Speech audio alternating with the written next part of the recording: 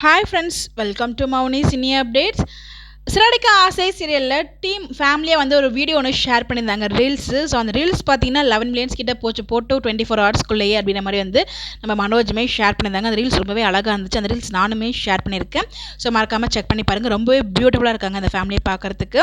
So episode பொறுத்த வரைக்கும் நான் கெஸ் பண்ணுறது என்ன அப்படின்னு பார்த்தீங்கன்னா, ஸோ கண்டிப்பாக முத்துனால ஒரு பெரிய பிரச்சனை வரும். இந்த பிரச்சனையில் கண்டிப்பாக ரவி வந்து வீட்டை விட்டுல வெளியே போக மாட்டாங்க. ஸோ வீட்டில் இருப்பாங்க. பட் இதில் ரோஹிணியோட அப்பா வராமல் இருக்காங்க இல்லையா, ஸோ அதுக்காக முத்துனால ஒரு ப்ராப்ளம் வரும்னு நினைக்கிறேன். ஏன்னா ரோஹிணியோட ட்ராக் அவ்வளோ சீக்கிரம் வந்து ரிவீல் பண்ண மாட்டாங்க. கொஞ்சம் கொஞ்சமாக தான் அவங்க சொன்ன மாதிரி அவங்க சட்டையோட சாயம் கொஞ்சம் கொஞ்சமாக மாறுதுன்னு சொல்கிறாங்களே, அந்த மாதிரி தான் கொஞ்சம் கொஞ்சமாக தான் ரோஹிணியோட ட்ரூத் வந்து ரிவீல் பண்ணுவாங்களே தவிர ஒட்டுமொத்தமாக வந்து அவங்க அப்பாவே பொய் அப்படின்ற மாதிரி வந்து ரிவீல் பண்ண மாட்டாங்க. இன்கேஸ் அப்பா பொய்யன்னு அப்பா கூட இருந்தால் அதுக்கான முயற்சிகள் எடுத்திருப்பாங்க. அதையுமே முயற்சி பண்ணல. ஸோ அப்படிங்கிறப்ப கண்டிப்பாக முத்து வந்து இந்த ஒரு பிரச்சனை பண்ண போகிற ஒரு சம்பவம் காத்துட்டு இருக்கு. பட் அந்த பிரச்சனையில் ரவி விட்டு போங்க கேட்டால் கண்டிப்பாக வெளியே போக மாட்டாங்க. ஏன்னா ரவி வந்து அவங்க குடும்பத்து மேலேயும் எவ்வளோ பாஸ் வச்சிருக்காரு நமக்கு தெரியும்.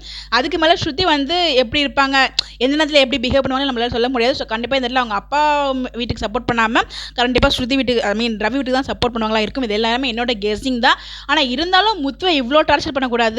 அமைதியாக இருக்கான் அப்படின்றதுக்காக எவ்வளோ வேணாலும் பண்ணக்கூடாது. இவங்க என்னன்னா ஒரு பக்கம் வந்து ட்ரிங்க்ஸ் பண்ணுறதுக்கு ஆள் செட் பண்ணுறாங்க, அவங்க ஒரு பக்கம் டார்ச்சர் பண்ணுறாங்க, ஷூ வச்சு மிதிக்கிறாங்க. அப்பயுமே நம்ம முத்து பார்த்தீங்கன்னா ரொம்ப பொறுமையாக தான் இருக்காங்க. ஸோ இன்னொரு பிளானும் பண்ணுறாங்க. அந்த இடத்துல பார்த்தீங்கன்னா நம்ம மீனா வந்து அந்த கொஞ்ச நேரம் வந்து கேப்பில் வெளியில் போயிட்டு வராங்க.